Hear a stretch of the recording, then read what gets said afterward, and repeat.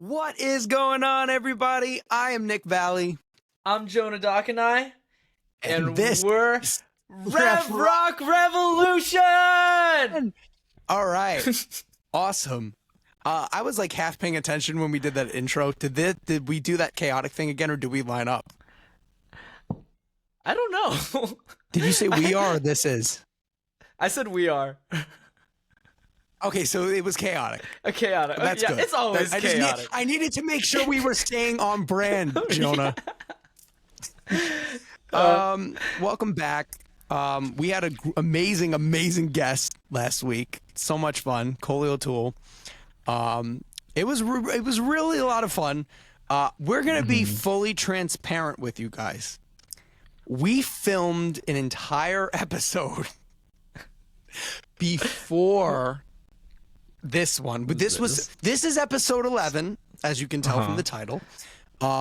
This was supposed to be episode 12, but for specific privacy reasons and things that we are not allowed to share on the show, that episode was removed, and we cannot air that episode. So we are redoing this episode entirely. We just love to be upfront with you guys, you know. Without further ado, Jonah, how was your week? What you've been up to? Any exciting announcements? Anything going on? I've been up to a lot of fun stuff. All right. We are going to be dropping our first EP near the end of October. I'm just finishing up mixing the last few tracks. It's gonna be awesome. Super hyped. I got someone working on the art. Maybe I'll share some early stuff in the Discord if you guys are in there. So make sure to go into the description. You guys gotta join our Discord. You guys gotta join Jinx's server right the fuck now, because it's so awesome in there. The people are so cool, and Jonah gives a lot of really awesome BTS information. Yes. So definitely go check that out. I'm super excited for the EP. I have not yet gotten the chance to hear some stuff, but I know Jonah's going to be sharing it with me. Hopefully, I'll be sharing stuff with you in the next couple of so I'll be giving you guys my next couple of days, unofficial review. Yes. Oh my god, for real? Probably. For real. Tonight I'm gonna be trying to finish up the tracks. Maybe tomorrow, and then. Okay. Yeah, oh my god, dude, this keeps getting hear better. I gotta hear this, man. This is so cool. Listen, here's the thing. I am just as much of a fan of Jonah as anyone who watches this show or listens to his music. Like, I am such a super fan of Jinx and all things Jonah Dockenai and Xavier Dockenai. So, and of course your dad as well. But the thing, I just, like, I'm obsessed with everything that this man does. He is not only one of my best friends, but definitely one of my favorite artists. And you all should feel that way too. If you're not, like, if you're just like a fan of me and you watch the show, like, check him out. He's so good. So yeah, definitely do that. I'm super excited to hear the tracks. I'll give you guys my little, like, no sneak peeks, but I'll give you like official review, some little, like, if that's cool with you, Jonah, I'll like just tell the viewers what I think of the tracks. Like, okay, awesome. Yeah, I'm super excited. Do you have a date, like release date in mind for this, or like I don't have a specific. It's going to be either the second to last week or the last week of October. The only thing that's like I haven't decided yet is because I'm trying to get a venue for the EP release party, and then once I get that, that will determine the date. Yeah. So guys, you guys got to see him live. I've only because I'm stuck all the way out here in fucking New York and they're in California. I have never gotten to see them live, but I have gotten to do the audio and mixing for one of their Twitch streams for the live. So I've technically seen them live, but only in a live stream. If you live out there, you got to see them live. They are an amazing live band. They're so tight. They sound like the record. They sound better than the record. They're so good. Thank you. Go check them out. That means a lot, brother. I'm just. Is this whole episode just going to be me fanboying over the band? So prepare for that. I'm super excited. I just keep repeating myself because I am really ecstatic. Yeah, so that's so exciting, man. Any live shows coming up for the We band?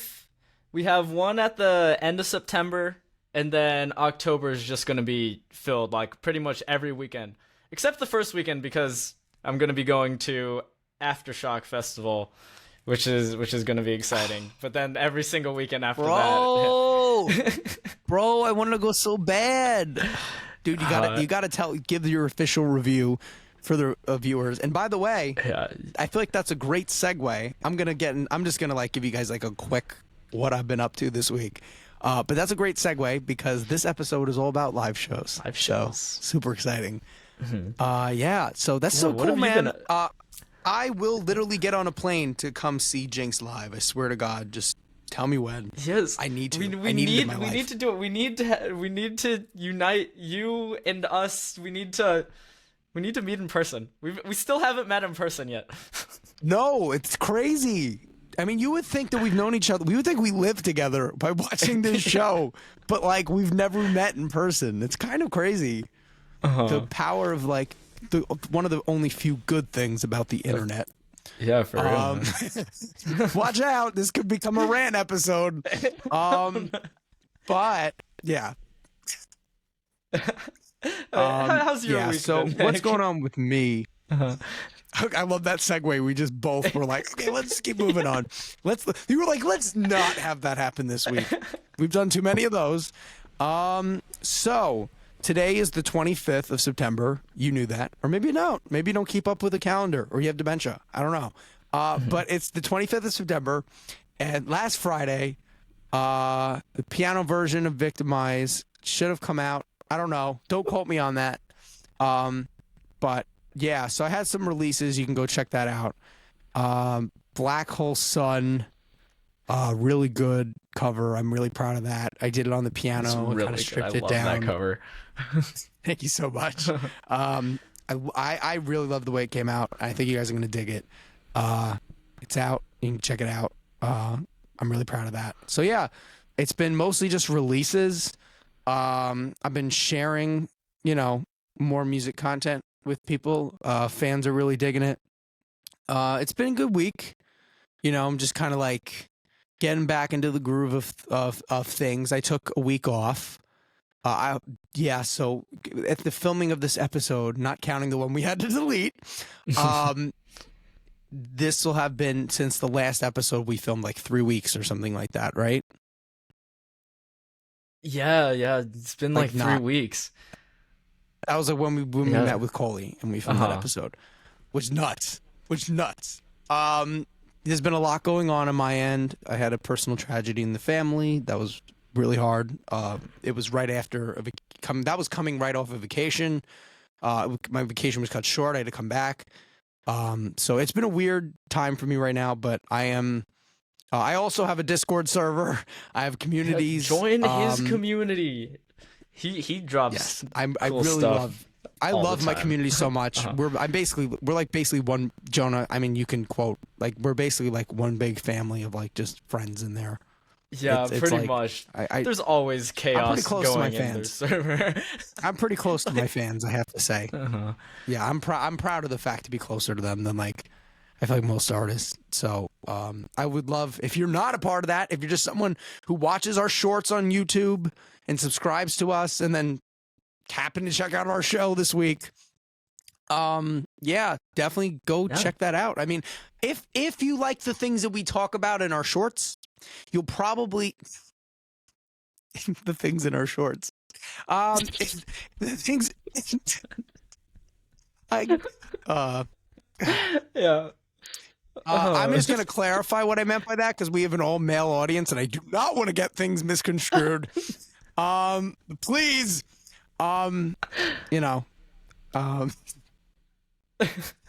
if you like the things we talk about in our mini clips that are made for TikTok but are posted onto YouTube Shorts, you will most likely like the music that we make because it kind of coincides with all the topics and things we talk about on the show tend to relate back to bands that are similar to us, have a similar vibe. Fans of us also like these bands. So if you like that stuff, go check out our music because I think you're going to dig it. And then you'll be able to join our communities and families, basically the same thing. And you'll be able to get us to know us better and join the inner circle. And so that's basically, I just used my weekly update to promote my Discord server, but sometimes you gotta hustle. We gotta hustle. One thing before we move on to the actual topic of this episode, one thing we have to mention, you turned 18 within the past week. I did. Yeah. I did. I'm officially a legal, unregistered voting adult. Yeah, how does it feel, man? To be able to vote, I couldn't care less. No, I know what you mean. Not that different. I have to be honest. It's weird. It feels so different, and it doesn't feel any different at all. It's like I know exactly. I feel exactly the same.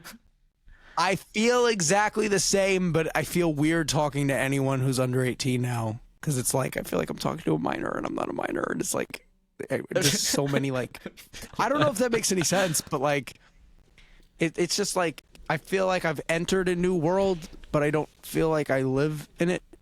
I feel like, Jonah, I mean, maybe you can make some sense of when you turned 18, did it almost feel like you were joining a new community, but you were like a part of another one, but you had to be a part of this community? And it's like you're not a member of these, but you are a member of this new community of being adulthood, or like being like in that 18 to 24 bracket, that college age bracket. But at the same stance, it's like I don't feel part of this crowd, right? Yeah, I know exactly. Yeah, I definitely felt that. It's like, because like when you turn 18, nothing changed. Nothing like in that moment changes, because the day before you were 17, you're a minor. Except being able to vote. Yeah, except being able to vote. And then once you turn 18, it's like the beginning legal of a documents, big which journey. like you should not be able to do at 18.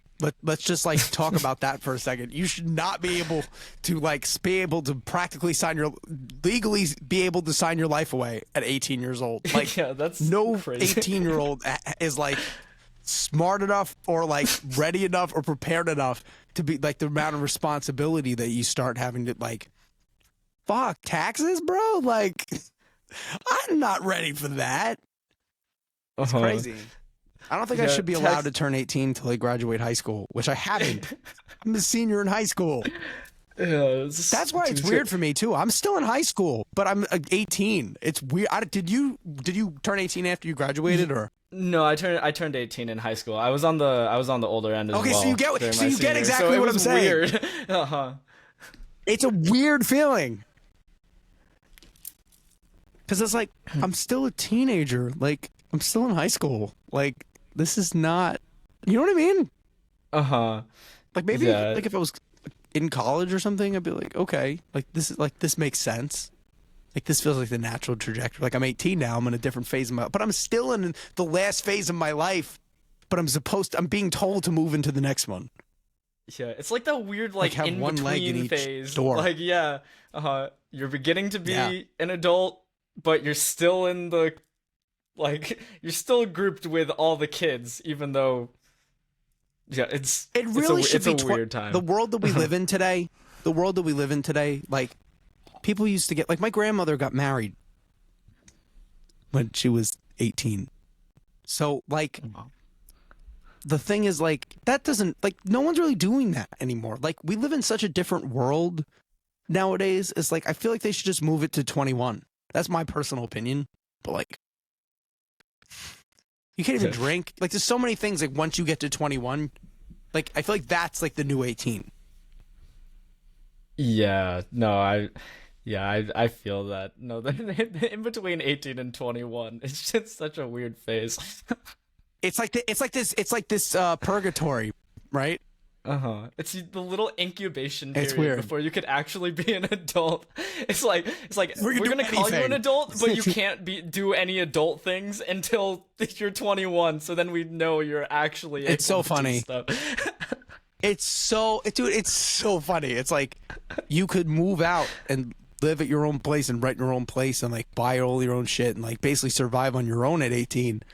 But it's like you're not like prepared for any of that until you get into like your 20s.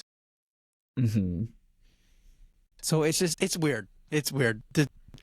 We're not going to get into a government rant here because we'll be here all day. And this is not what we're about.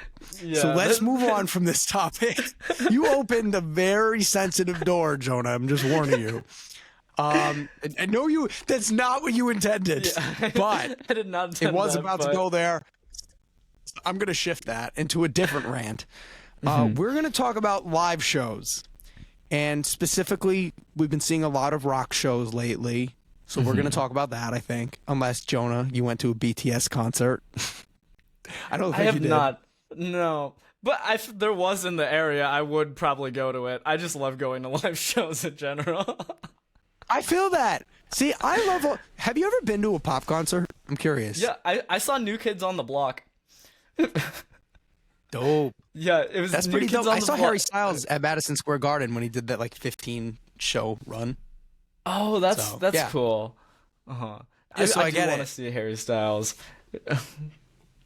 Yeah. That was an interesting show. It was interesting. He didn't really do much as far as he didn't have any costume changes. He didn't have any like there wasn't a lot of choreography. He kind of just ran around the stage. And like the band was really good. Like he sounded really good. His vocals are excellent live. He just didn't do much like as far as there wasn't a lot of choreography or stage planning or anything like that. Like you could tell he spent a lot of money on his lighting rig and all the rehearsals were dedicated to the band sounding tight. Because it didn't really feel like I feel like there could have been more into like I'm not saying he had to dance or do choreography. I'm saying like I felt like there could have been Like, more into Up like the stage presence. yeah, like it was like not that he was boring to watch by any means. Like you could tell he was having a lot of fun up there, but it was like it felt like he was making it up a lot as he went, as opposed to having a coordinated tight show. If that made any sense. Uh-huh. So I'm not knocking him at all. He was great.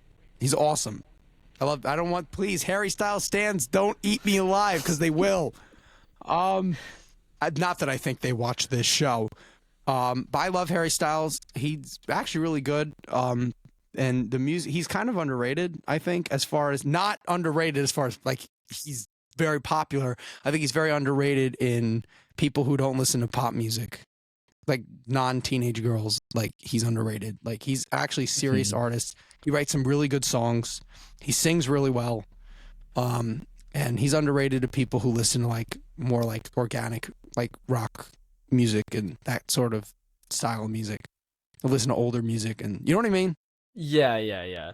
No, I totally yeah. He definitely has that like for a lot of his songs, I feel like they have like kind of like a retro vintage vibe, and it's like you can tell it's like Peter Gabriel. That's what I've always thought. Oh yeah, I could see that. Yeah. He's actually cited him as one of his biggest influences, so it makes total sense. This is music and the sound of everything. Yeah. But yeah, no, you were saying about New Kids on the Block? Yeah, so my parents, they just love music and love seeing live shows, so they would drag me to anything. Like when I was So like when I was like 5 and Xavier was like 2, like we saw Journey, and that was like my first concert. And then so like it's just like live shows all the time. So we saw New Kids on the Block, and opening up for them was Boyz II Men and Paula Abdul. Bro, I saw Boyz II Men. Boyz II Men are so good. I want to have harmonies They're like so that. So fucking good. Yeah. I saw Boyz II Men. Tight. They opened for Bruno Mars in Philadelphia. That was the best. That was the best concert I've ever been to. Oh my! I want to see Bruno Mars so badly. But his tickets Bruno Mars. Okay, do you want to laugh about the ticket prices? Yeah. Bruno Mars, the exact same seats. I was in the second row on the floor in front of Bruno Mars in Philadelphia. That's crazy. Do you want to laugh? The ticket, those same tickets, they weren't seats, you stood, but that same area for Bruno Mars in New York was like 5 times the price. So we drove 4 hours to Philadelphia to see him. And it was the greatest live show I've ever seen. Now, you want to talk about coordination. That guy has his show planned out to a T. He's got different, like, not like skits, but like different like bits that he does with the band and like the stage and like audience interactions and choreography and lighting and pyro and like he breaks it down and his guitar solos and like just insane. Like the amount of like things that he did in one show and how tight and coordinated it was, and his voice live is just, he's off the chart. Everyone knows Bruno Mars is like one of the greatest singers of our time, our generation. But it was insane. And do you want to laugh? The tip of the iceberg, and the thing that the cherry on top for me was Boyz II Men opening the show. They weren't even his opening act on tour. Oh, they were just there for that show? You don't want to know why? Why? And this made me happier than anything. I found out that Boyz II Men was coming on in the audience. I was standing there and Boyz II Men came out and I was like, yo, what the fuck? Like, I was so pleasantly surprised. And when I say pleasantly surprised, it was the most pleasant surprise I've ever received in my entire life, because you know who was supposed to open for him? Who? I got to miss Cardi B. Dude, that's a hell of and an it was upgrade. The happiest day of my life. Oh my god. It was the happiest day of my life. Thank God she had a baby just in time so I could not have to sit through that for 45 minutes. Oh, dude. I mentally prepared crazy. myself before the show. I was like, okay, I guess I'm going to have to stomach her twerking for 30 minutes and gibberish, nonsense, sex lyrics. But I didn't have to go through that. Instead, I got some of the greatest harmonies and R&B vocals on this planet, and Boyz II Men is just unbelievable. It was like, that was one of the greatest shows. That was the greatest show I've ever, and it was worth the journey, and I would have went another 4 hours to see that if I'd known that was the experience. So yeah, definitely, you should put Bruno on your list. I don't mean to keep interrupting you, but I just had a great Boyz II Men story I could not share. No, but that's crazy. And Paula Abdul?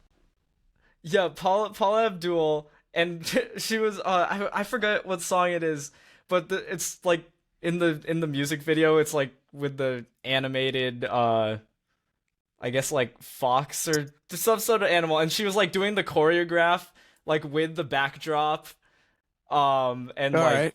yeah, it was really cool. Oh, It's cool to see all that. Yeah, opposites attract. That's what it is. It's just cool to see, like, coming from a rock perspective, and like at the time I like wouldn't really think. No, I get exactly what you're saying. I'm not going to cut you off. I want you to finish, because then I think it'll segue perfectly into what we're going to get into. Okay, yeah. I was saying from a rock perspective, where most of the time the live shows are like a ton of flashing lights, of course the big screens, and then like 4 guys playing their music, doing what they know, like Metallica, for example. Which we'll get into later because I saw them. They don't have choreography at all. They don't really plan their movement. They don't really, but like you can't imagine Metallica.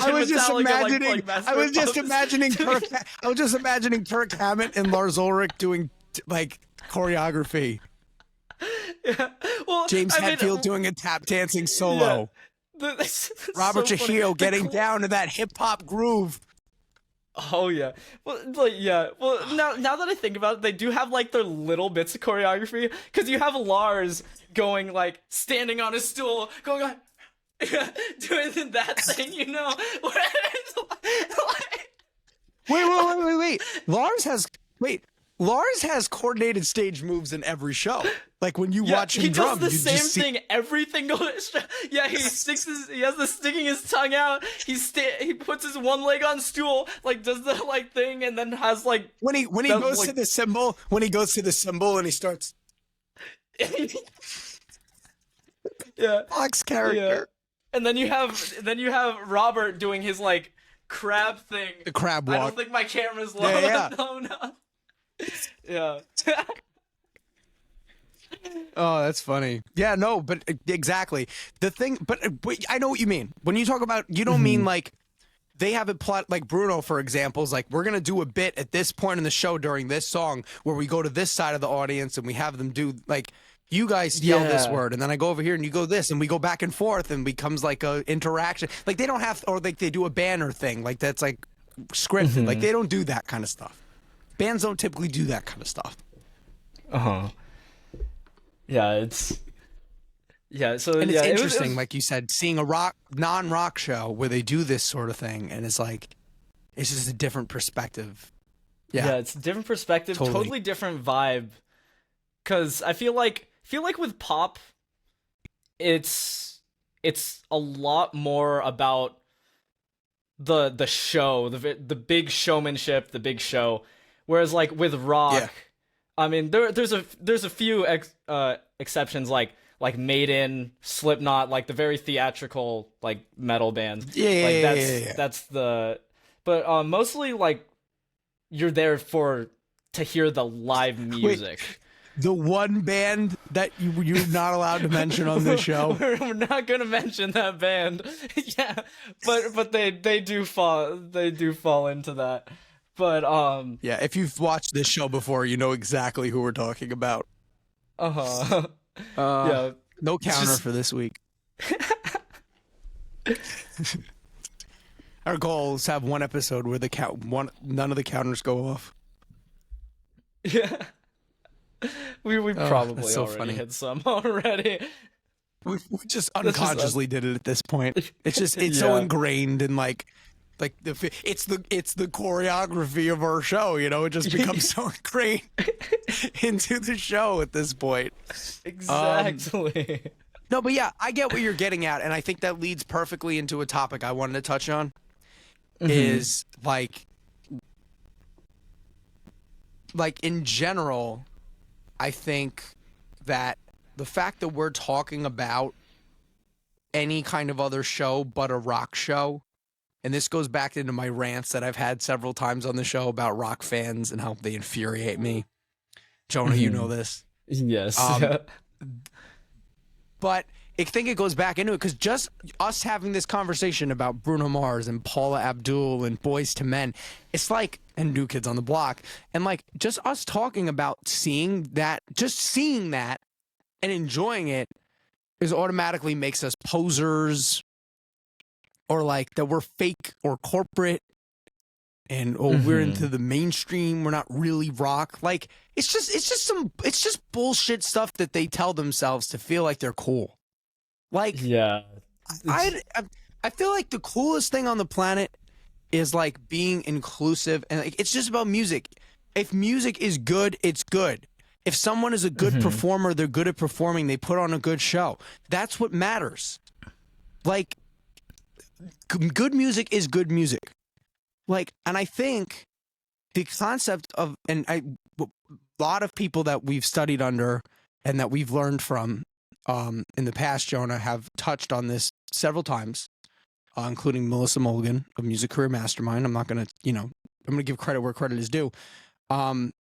But I think, and I'm starting to realize this, and I'm starting to accept it myself, I think the idea of genre as we know it is kind of dying, and not because of music. Music still fits under what we know as genre, based their core elements of things that make things genres, right? Like rock, driving drums and heavy guitars. That's rock. We know this. Hip hop, like those trap and rapping, and like that's hip hop, right? There's certain elements of things that make things. But I think the more and more we move on, the way to innovate and become more interesting is, and I'm noticing this, is the mixture of different genres, and the idea of genre as we know it is kind of dying. and kind of becoming extinct because of the fans, because they're not accepting the new stuff as under that term and that label. Yes, Like, and I've this seen this goes as well. especially to rock and metal. Like, these are the most infuriating people on the planet. Like, if you don't make music like that sounds exactly like Nirvana, Guns N' Roses, Led Zeppelin, Greta Van Fleet, but Black Sabbath, Ozzy. Like, if you don't make music, it sounds exactly like these old people. And like, if your music is, I don't know when this happened to the music industry. If your music is interesting and unique and different and groundbreaking, well, then actually, no, you're just not. You're not really rock music. You're not really metal music. You're a poser. You're pretending to be us when you're not. Mhm. It's just That's- mind-boggling to me. It's wild. Yeah. It's just dumb. It's dumb. I mean, Jonah, are these smart? Like, I don't know how far you're willing to go. I will say, these are not smart people. Do not listen to these. That is not. Like, every single era, every single decade for like 100 years now, like since recording, right? That is how music has evolved. It's how it's like, think of rock, the idea of what rock music was in the 50s and 60s. We're talking the Beatles, the Stones, and Elvis. Think of that. Then you just go ahead 20, 30 years, and we're talking about Bon Jovi and Def Leppard and Van Halen, Guns N' Roses going into Nirvana and Alice in Chains, and like, and that was still rock, because things are supposed to evolve and innovate and move forward. But our rock has become not rooted in its traditions. It's become stuck in this negative mindset of being rigid and really stubborn. And like, that is what is holding back the genre, and that's why it's not going anywhere. And that the thing is, also on top of that, if you want to talk about that as well, there are fans of new rock music. Even that is stuck and rigid in its own way, because it has its own, like, the new rock music has like its own thing, and like these really like low end, in your face guitars, and like these super oversampled, compressed drums. And you know what I'm talking about, Jonah. A lot of people are doing this nowadays, and there's nothing wrong with it. I dig a lot of it, actually. I listen to a lot of it. But if it doesn't sound exactly like that, too, it's not rock or metal or whatever. So I just think, I don't know when the irony of trying to be, like, rock is supposed to be about standing apart from the crowd and being different and being an unconformist, and they say they're all these things, but yet they tell you you're not any of these things when you're different than them, and you don't blend into their trend. It's some deep level psychology of hypocrisy. Yes, Jonah, you get it. They're the biggest hypocrites and just stubborn assholes I've ever met in my entire life. It's kind of crazy. I don't know, Jonah. I mean, you see it too all the time. It's like, what is going on here? Yeah, it's really weird, because like you were saying, like with the Beatles and the Stones, and that being what rock was originally. Like, if the Beatles came out today, right, and they started to be a band, they would not be considered rock at all. They would be considered like the poppiest of pop bands, like in this day and age, which is crazy. And what's crazy is a lot of people in hindsight consider them pop now, which is insane to me. Like, you can go back and relabel people. Yeah, no, I don't. That doesn't make sense. You can't go back, relabel people. And if you look at like what the rock fans are against right now, because they're very anti-mainstream right now. That's oh my god, it's the music like, they listen to. Yeah, and when you see the rock throughout, like the top rock bands, like throughout the whole thing, they're very pop rooted. Like, Yes. Like Guns N' Roses, like Sweet Child of Mine, Welcome to the Jungle. All of those are very pop based. Like Nirvana, Yeah. like Kurt Cobain, Oh my like so God. many people have said this. Kurt Cobain is the one of the greatest pop writers of all time. It's just like through Yeah. a grunge, like it's you take that song and then put it through a grunge filter, grunge and then rock production and stuff like that. But Dude, so much grunge is pop. Grunge was pop. I've had this discussion with one of my dear Jonah. You know him as well. I'm hoping to get him on the show one day. Shout out. He watches every single episode of this show. Nick Nesbitt, yes, tenor opera singer, our vocal coach. He's awesome. best vocal coach ever. Yes, totally. I've discussed this with him. He grew up in the era of grunge, and he was saying that was pop radio. Was grunge. Because so much of that music is hooky, catchy, effective, repetitive. That's all pop music is. Pop means popular. That's all it means. I don't know when That's pop, what I've been saying for the so term long. pop, I don't know when the term pop became like a genre. Pop isn't a genre. It's just popular. It's just what's popular. It's crazy. Yeah, it's funny because I've been saying this to my friends for years. Like, and I would tell them like the rock that I listened to in like eighth grade and stuff, like which was like Van Halen, like the mainstream stuff you think of Van Halen, Bon Jovi, like all the glam metal bands. I would tell them they were pop at a time because pop means popular. Pop means popular. They were the biggest thing at the time. Yeah, the thing is, like when you think of country or hip hop or R&B, soul, rock, metal, all these different genres, right?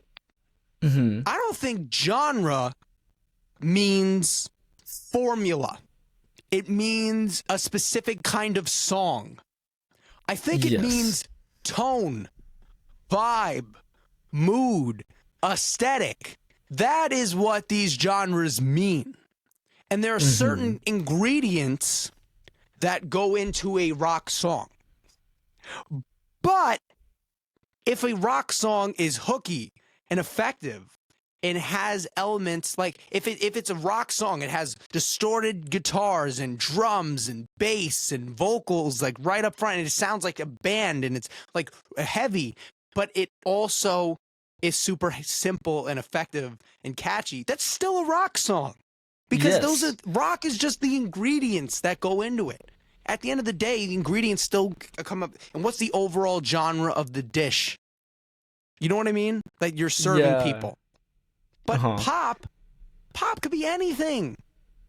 I consider Cardi B and Megan Thee Stallion pop music because they are what's charting right now. Cardi B, Olivia Rodrigo, Post Malone, and like even when Slipknot released their album and went to #1, I would even argue that's pop music because it's popular. Yeah. The most famous things in any genre are pop. Pop is not a genre. I'm sorry. It's really not.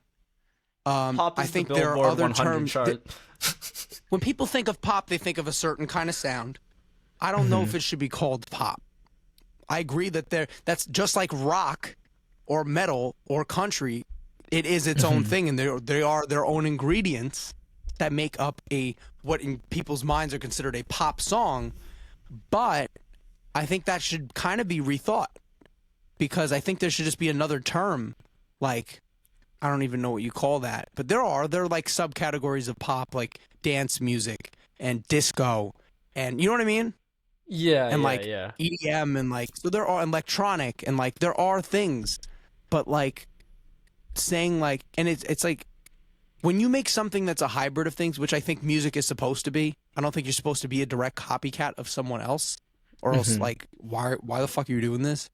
Like you can't then just be rejected by a community because you don't sound exactly like everything that's happened before. Like that's we could go on and on about that, but yeah, I think that's kind of all I have to say about that right now. Jonah, do you have any like last things to say about that before we get into like the like the other part of the live shows we want to talk about? Mhm. Um, I don't think I have too much to add. I just think it's mind-boggling, like the way the way genres reject what's not like the mainstream in that genre. Cause there's Yeah, so, I know cause exactly. Well, yeah, you say mainstream, the metal and rock don't even want that, which is crazy. It's like you don't want the uh-huh. art. So they're posers. They're not really fans. They're posing as fans because if they were really fans, they'd want the artist to get as much love and recognition and popularity as possible. But they don't really care about that. They care about instead they care about these weird made up rules that they've set for themselves. Yeah, they trap And themselves in a ironically, box. rock is about rule breaking. Yeah. They're just a whole bunch of fucking hypocrites. I can't stand them. Yeah.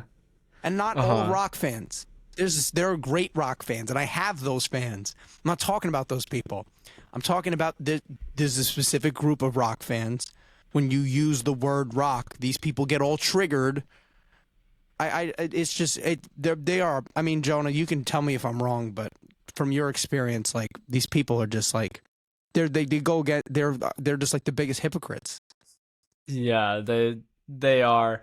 Yeah. Well, we'll dive deeper into this topic because I definitely want to expand more on this in a Yeah. future episode. Yeah. Because we could go on and on Oh and my on God, about there's so much. this. So There is I so want to much save more to this for say a about big. this. Yeah, I'm gonna be honest with you guys. Nick and I were actually talking about this for like 30 minutes before the episode. We were, yeah, no, because and I think is an important conversation to have. So I think we should like hmm give it the time and love and energy it deserves, and we'll talk. Well, next week we're gonna talk about that. Yeah. So yeah, So but stay getting tuned next into week for that 40 part. minutes in, Uh-huh. the bulk of the main topic of the episode. hmm Um, so you talking about seeing all these different shows and these live shows. I want you just quickly, like, I would love to hear in a couple of sentences, or like, I'm not gonna time constrain you. I would just love hmm to know, like, basically, in simple terms, the biggest differences you see between your shows or like other bands at our level, um, and then like you going to see Metallica, for example, and like, there's the obvious ones, of course, but like the things that like you see that are more subtle differences, and just kind of like even flaws, things that you like in both, flaws that you see in both, in your opinion need to change. I would love to hear this because you're definitely into that live Uh-huh. music world even more than I am, so like I would love to hear all this. Yeah. Well, when when comparing those two shows, they're completely like opposite ends of the spectrum. There aren't like in my opinion at least there aren't very many similarities besides like it's a band playing and like they're like playing their music and stuff cuz Yeah. like one thing at like our level of doing gigs is we don't do many headlining shows because we have to we're just finding a ton of like things. So we're like being and we're being grouped with like bands that like we're like there isn't like a specific group that we could like fit in because like what we were saying with metal and rock, it's like there's so many like subgenres and stuff that it's really hard to find a band like a lineup of smaller bands that will all fit the same That uh have a thing. well I know what you mean. yeah that all have the same thing, yeah, and like appeal to the same audience. We've been lucky to play with a few bands that match the same audience, but like there's some where it's like new metal thrash stuff where it's like the screaming and stuff, and then like we're like we don't fit in here. Whereas like when the bigger bills like Metallica and stuff, I feel like they can appeal like when they build their lineup, even though they might not fit into the same categories. Like Metallica had Five Finger Death Punch, Wolfgang Van Halen, Pantera, and Ice Nine Kills, right?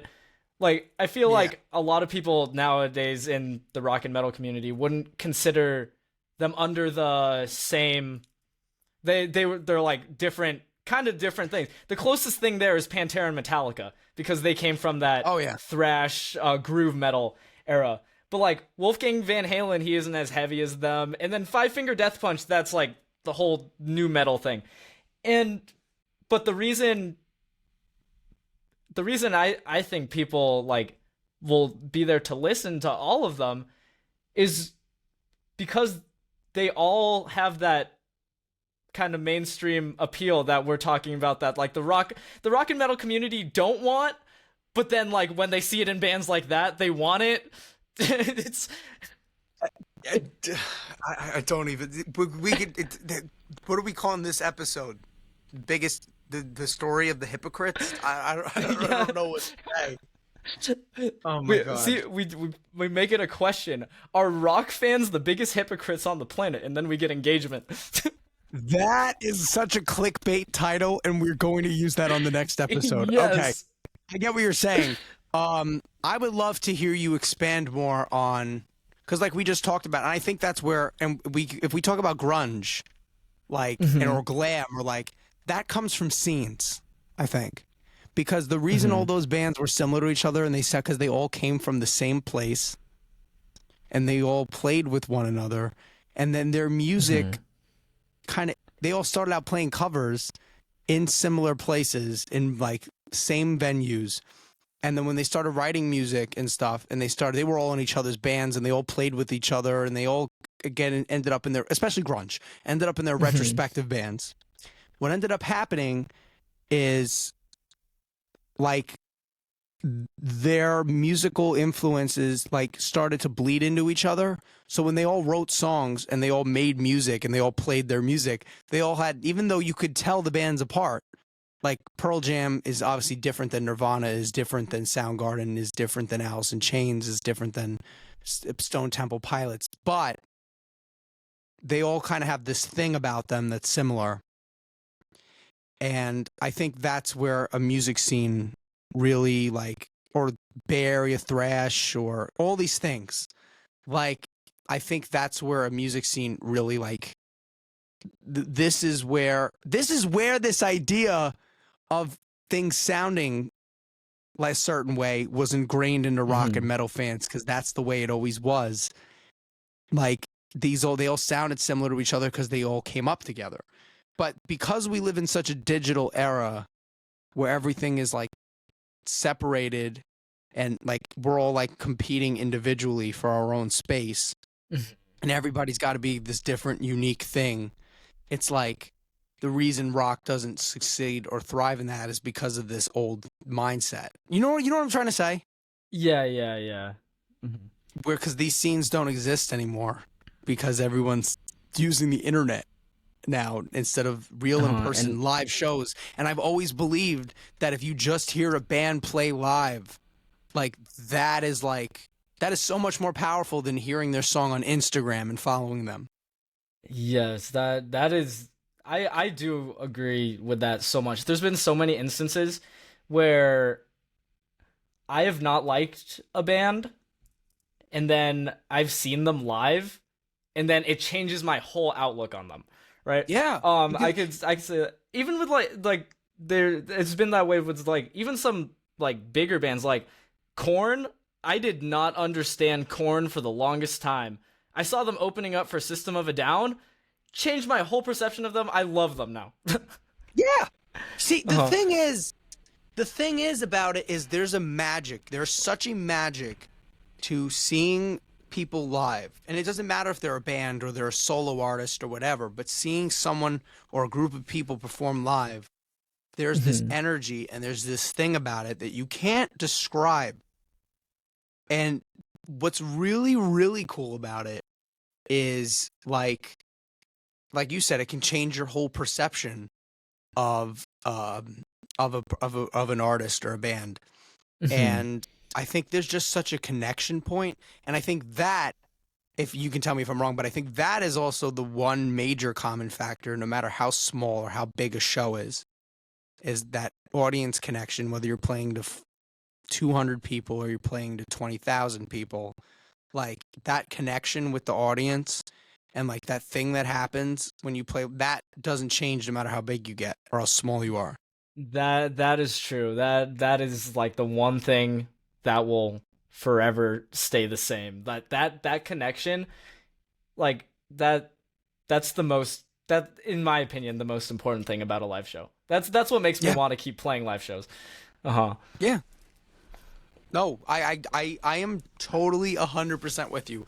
There is nothing better than that as an artist too, like playing to Mhm. people. Like that's not why we did not get into this to constantly people to watch our videos and for people to like our social media content.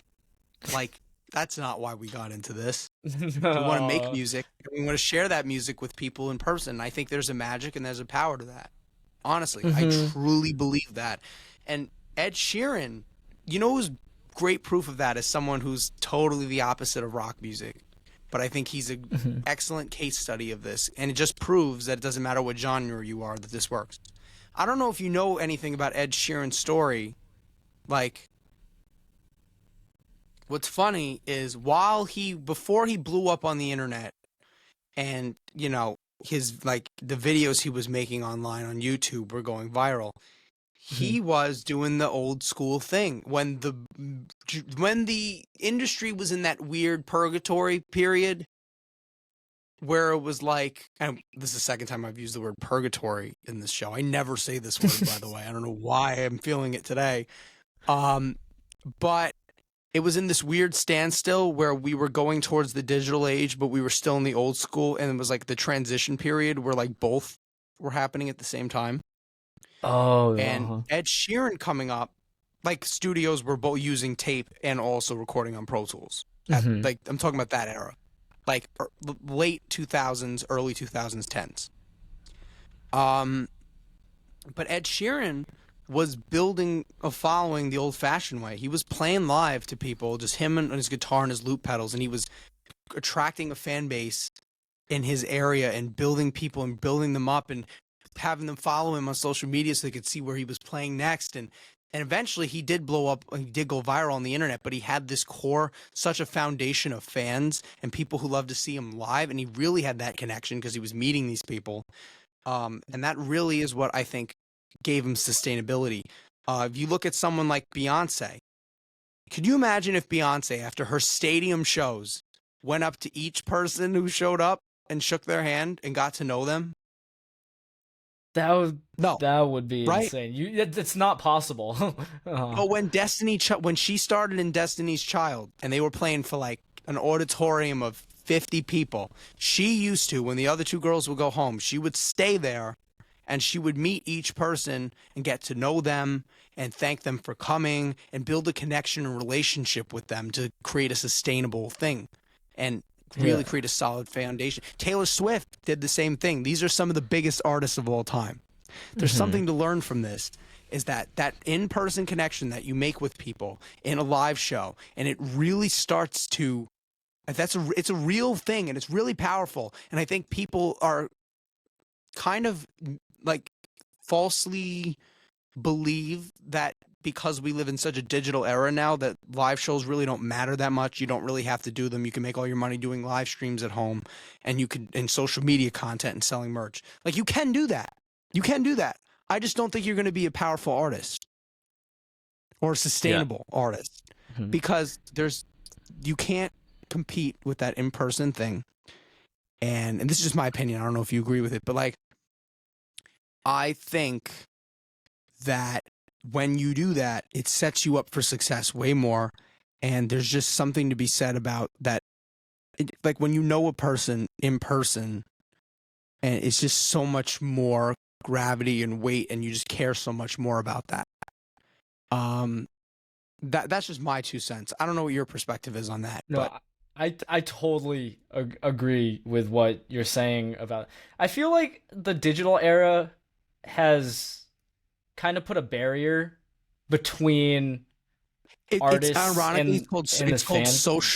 it's called social media, and it's meant to have us be more connected, but I don't think we've ever been more disconnected as a human race. Yes, that yeah, exactly. Because like live shows and like I'm not bashing people who live stream, but like the difference No, of between course not. like yeah, like in-person I live think it's shows, cool. I live think stream. if you Yeah, do it in I like addition, the it's actually kind of a cool thing to connect with yeah, people who yeah, who I aren't in like your doing area. both of them.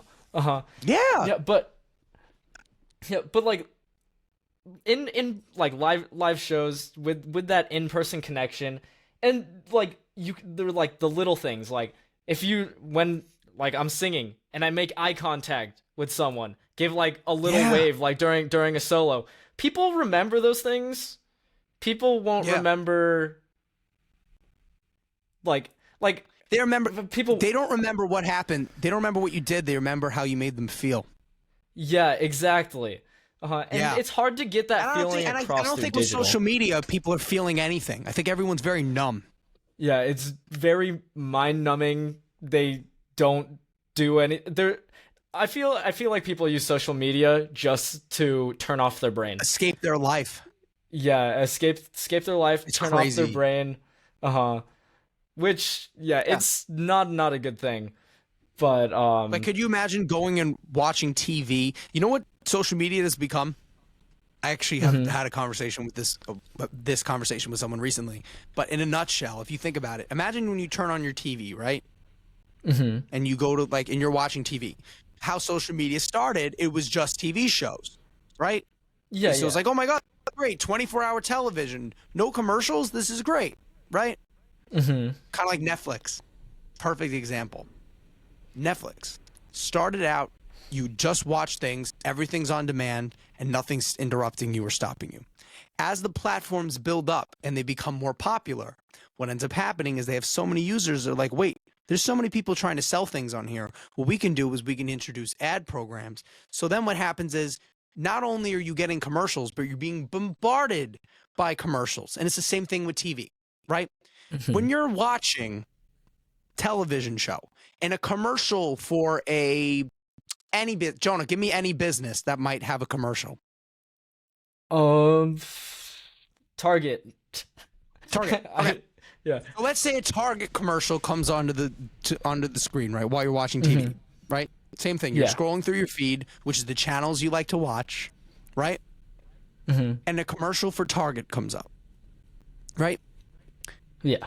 Are you going to feel, no matter what that commercial says, no matter what that commercial does, are you ever going to feel personally connected and really care about that commercial as much as the TV show you were just watching?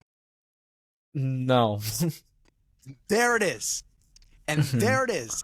Modern day marketing has turned us into commercials when playing live and connecting with people and doing tours. And the thing Coley was talking about, that connection of getting in a van and touring around and meeting people and really interacting with them and creating that fan base. We used to be the main event, the TV show, the thing you came to watch. Now we've turned into commercials. And it doesn't matter what you do, people are not, even if they love that commercial, and when it comes on, it's like, oh my God, if you imagine you're watching TV and your friend comes over and you're like, well, have you seen this commercial? It's pretty funny, right? But at the end of the day, once the commercial ends, you're not going to keep talking about it. The show's going to come back on and you're going to not think about it. Yeah, you're gonna forget about the commercial. So you get what I'm getting at here. I feel like personally connecting with people and doing these live shows is so vital and so important because then you build that connection with them. And then when they come into your social media, you have become the TV show to them and not the commercial. Yes, that. It's some pretty Those are mind-blowing wise stuff. words. That's I literally just had this thought the other day and I was like, I got to talk about this on the show because we were talking about doing a live show episode. But yeah. And before we run out of time, I don't mean to like cut into you here, but Oh I no, just you're want to good. You're mention good. real quick. I would love to hear your take on this. Mhm. So I saw Daughtry live, and they really cool. They did like this unplugged thing, but like almost like MTV unplugged. So it was like Mhm. their concert, but like there was a drum kit, but he was playing with brushes, and like they were playing acoustic guitars and acoustic electric bass instead of like electric guitars. So it's like the MTV Mhm. concerts. It's not like just like one guy and an Yeah. acoustic guitar, but it's like it's cool, you know.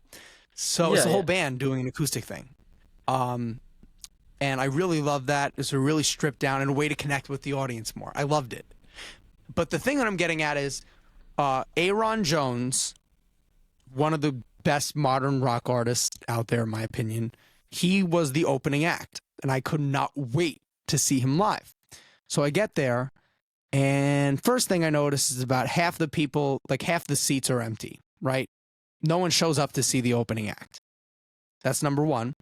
Number two, I'm trying to take videos, and I sent Jonah, and he was like, well, what's going on?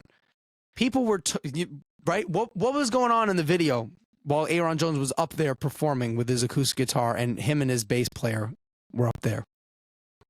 Yeah, it was wild. Yeah, I was watching Nick's story, and like in these videos, like pretty much as loud as the music, I could hear like multiple people having like full on conversations, just not paying attention to the Just music at all. blatantly ignoring him. Yeah, it was pretty much like just background music for them.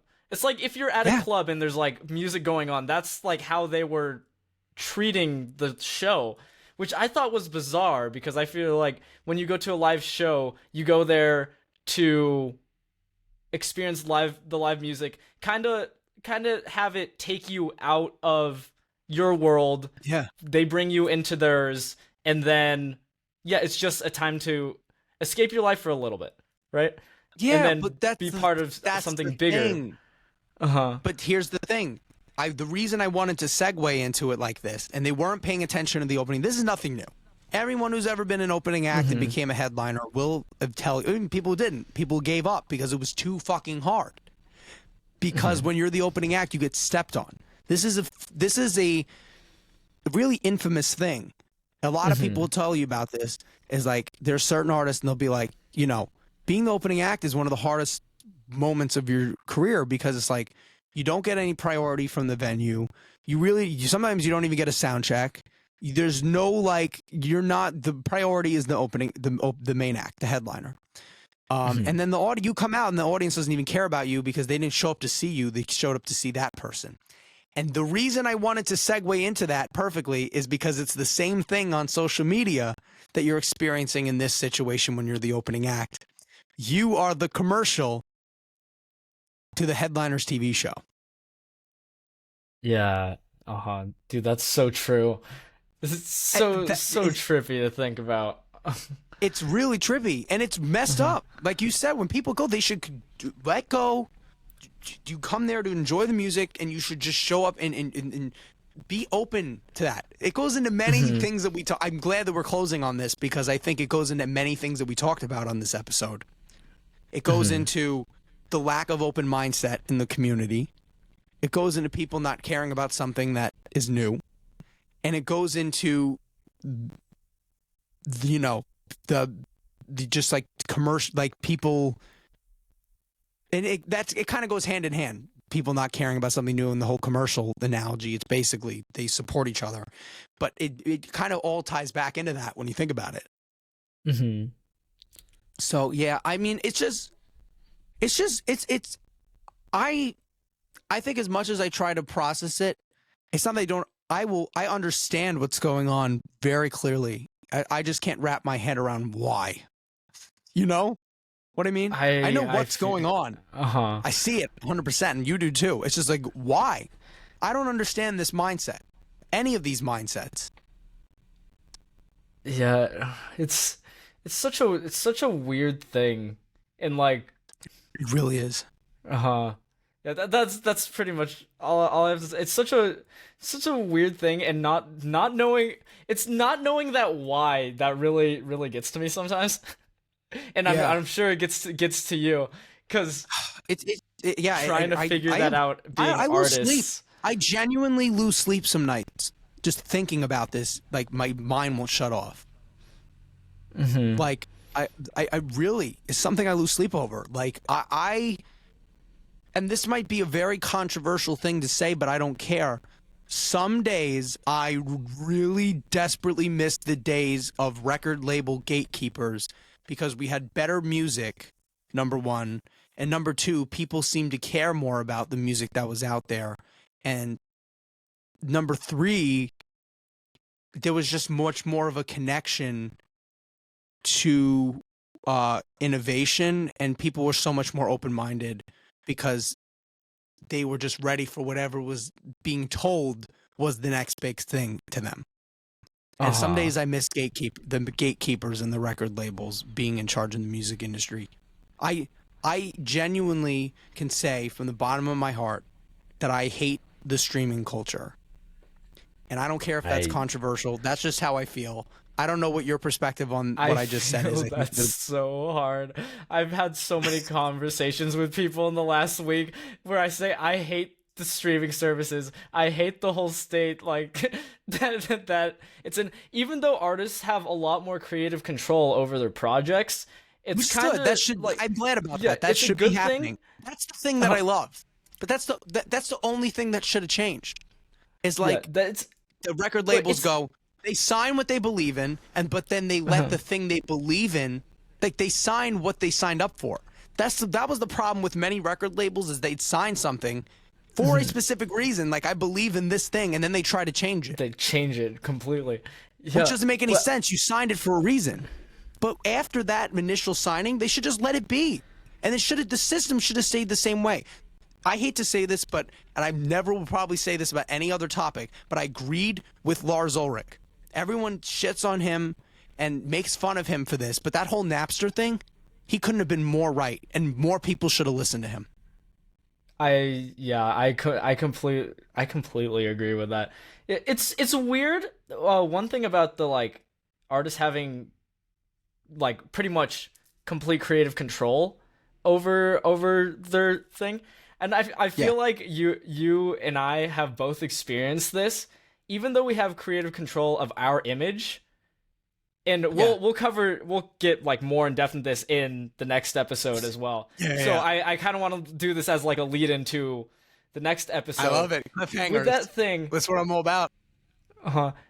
It's like, even though we have complete creative control, we still are being gatekept by the audience, by fans now, which is weird. They have assumed the position that the record labels used to hold. Yeah, so instead of the industry where they actually know something and they know how to they know things based off of analytics, statistics, past experiences, and working with other artists, we're dealing with people who have no idea about anything. We're dealing with the world. Music. We're dealing with people who have no idea what they're talking about, and they've become the gatekeepers. That's insane to me. Yeah. That's insane. And it goes back to being 18 years old and me feel like I'm not ready to be an adult yet. It's like, I just turned 18. I can't handle the responsibility of being an adult. Just as these people don't know anything about music or the music industry should not have the responsibility of being the gatekeepers and controlling the music industry. Yeah, it makes sense, right? When you think about it. Yeah, it makes complete sense, and it's totally well. I'm curious for you viewers. I want you guys to let us know what you think about all this. Let us. I'm curious what you guys think is the why behind all this stuff that we're talking about. I want to hear your guys' opinions and stuff. So let us know down in the comments, and then we'll talk about it. Yep, I know we might even get some hate, but I don't even care. It's just everyone thinks they're a music critic nowadays. They don't know anything. So I'll just leave it on that. I think this is a great cliffhanger and segue into our next episode. I'm actually really excited to have this conversation now because I think it's one of the most important. And no one in the fucking industry is talking about this. And that is the part that's even more mind-boggling is to me is no one is having this conversation. It's like, how? You all see it. No one's willing to say anything. It's everyone just touches on it. They just go, they say this thing or this thing or this thing. No one's willing to just rip open the door and expose the entire room of bullshit. Exactly. Yeah. No, I'm excited to talk about this. That's why we're here. That's why we do the thing. Well, exactly. That's great way to lead off. Until next time, my name is Nick Valley. My name is Jonah Dockenai. And we're... I love that you pegged along on that. And this is Rev Rock Revolution! Rev Rock Revolution! All right, peace out, guys. See you guys. It's been real.